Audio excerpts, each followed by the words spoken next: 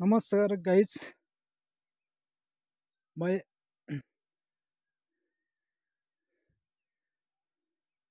यो साउनको महिना लाग्ने फुल साउनको महिना चाहिँ साउने सङ्क्रान्ति मनाइने फुल हो। साउन सङ्क्रान्तिकोमा चाहिँ यो फुल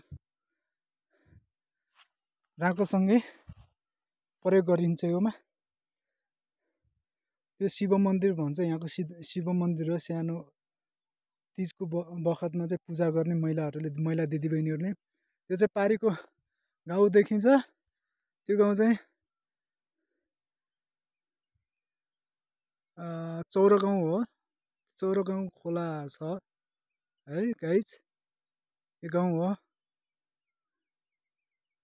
गाउँ पनि ठुलो छ। यहाँ चाहिँ विश्वको सबभन्दा अग्लो ठाउँ धान पनि फल्छ है।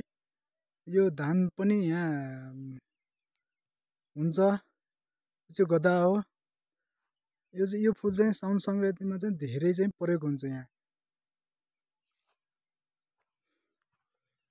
यो चौर चाहिँ ठुलो थियो पहिला, अहिले अतिक्रमणमा चाहिँ परेको कारणले गर्दा धेरै सानो छ। यिनीहरू घर छन्, पहिला त्यो पारीको गाउँमा मात्रै घर थियो भने चाहिँ अहिले मान्छे जनसङ्ख्या वृद्धि भएर त्यो डाँडा रुख फर्नाले पनि भइसकेको छ।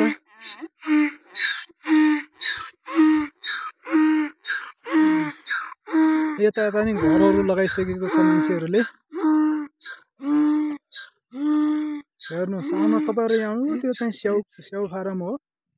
स्याउको बुट्टाहरू छन्, स्याउ ओखर त्यहाँ चाहिँ घेराबार लगाएर चाहिँ मान्छेहरूले स्याउ फारम लगाइछन्। आलु हुन्छ यहाँ, मकै, सिमी, अहिले कोदो।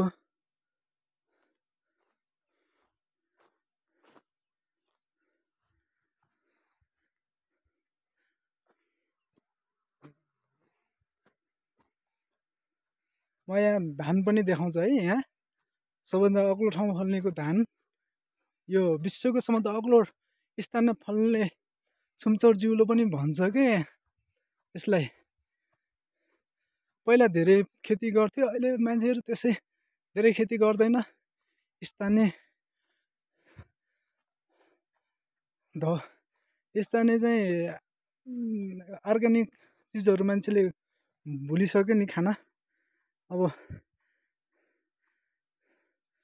खाद्य भन्छन्, उताबाट आउँछ त्यो चामलहरू खान्छन् मान्छेहरूले। अब यहाँ त्यो पारीको खेतहरू हो, त्यहाँ खेत,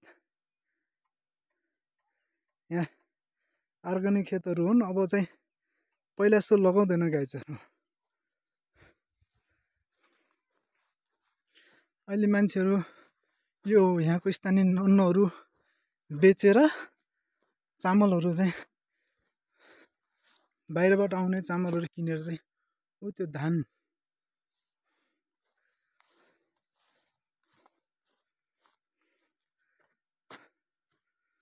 ल हेर्नुहोस् गाइज, यो सिमी